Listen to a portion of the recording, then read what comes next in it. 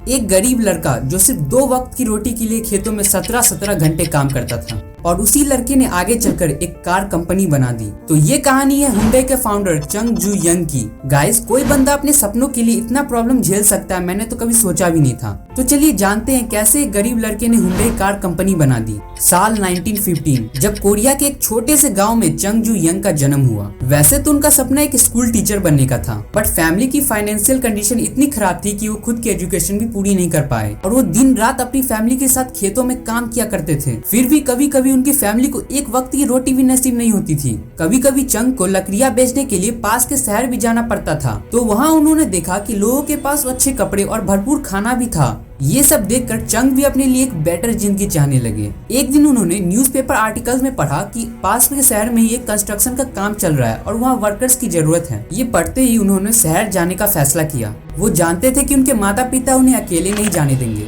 तो उन्होंने एक बहुत बड़ा डिसीजन लिया। 1932 में 16 साल की उम्र में एक रात चंग अपने दोस्त के साथ शहर भाग गए।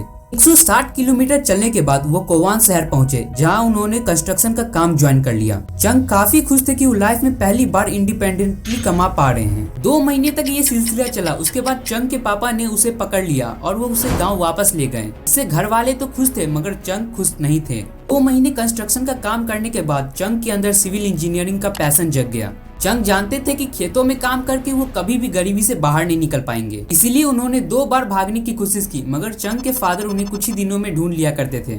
फिर 1934 में वो फिर घर छोड़कर चले गए, मगर इस बार उन्हें किसी ने नहीं रोका और वो साउथ कोरिया के कैपिटल सोल पहुंचते हैं। अब वो सबसे पहले कंस्ट्रक्शन लेबरर फिर फैक्ट्री वर्कर का काम किए। फिर उन्हें बॉक्सियम राइस स्टोर में डिलीवरी बॉय की नौकरी मिली। कस्टमर और स्टोर के ओनर उनके काम से इतने खुश थे कि 6 महीने के अंदर में ही उन्हें स्टोर का मैनेजर बना दिया गया। उसके बाद चंग ने अपनी मेहनत से स्टोर को ग्रो किया। 1937 में जब स्टोर के ओनर बहुत बुरी तरह से बीमार पड़ गए, तो उन्होंने चंग की मेहनत को देखकर एक बहुत बड़ा डिसीजन लिया। उन्होंने स्टोर को चंग के हवाले कर दिया।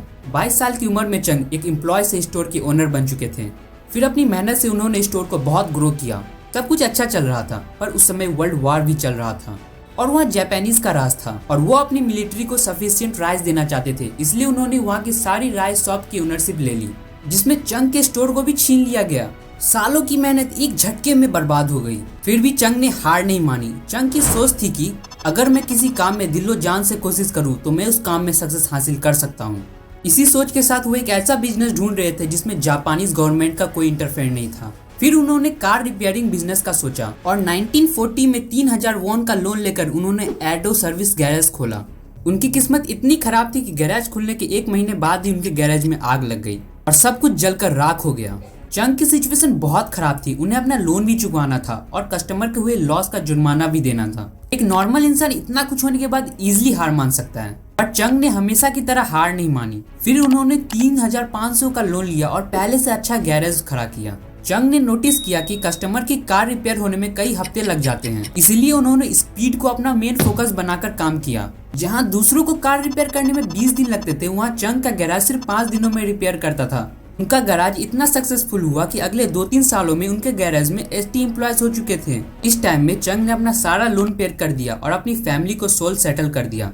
बिजनेस तेजी से ग्रो हुआ और एक दिन जापान को वर्ल्ड वॉर के लिए वॉर रिलेटेड इक्विपमेंट बनाने थे, इसीलिए उन्होंने चंग की गैराज ले ली और उसे लोकल स्टील प्लांट से मर्ज कर दिया। एक बार फिर उनकी सालों की मेहनत एक बार में छीन ली गई। फिर चंग को अपनी फैमिली के साथ गाँव वापस जाना पड़ा, लेकिन इस बार उनके पास 50,000 की सेविंग्स थी। वो जानते थे वो इसे एक अच्छा बिजनेस स्टार्ट कर लेंगे। फिर कोरिया पर से जापान का राज चला गया। फिर 1946 में चंग वापस से सॉल आते हैं और फिर अपना गैराज स्टार्ट करते हैं। मतलब इस बार उनके गैराज का नाम हुंडई ऑटो सर्विस था, मतलब मॉडर्न ऑटो सर्विस। गैराज अच्छा चल रहा था। फिर चंग ने नोटिस किया कि अमेरिका अपनी मिलिट्री फोर्सेस के लिए बिल्डिंग्स बना रहा है। उन्हें इसमें बहुत बड़ा अपॉर्चुनिटी दिखा। चंग को कंस्ट्रक्शन का ज्यादा एक्सपीरियंस नहीं था, बट उनके अंदर कंस्ट्रक्शन का पैशन था जो उन्हें अपने यंग डेज में मिला था।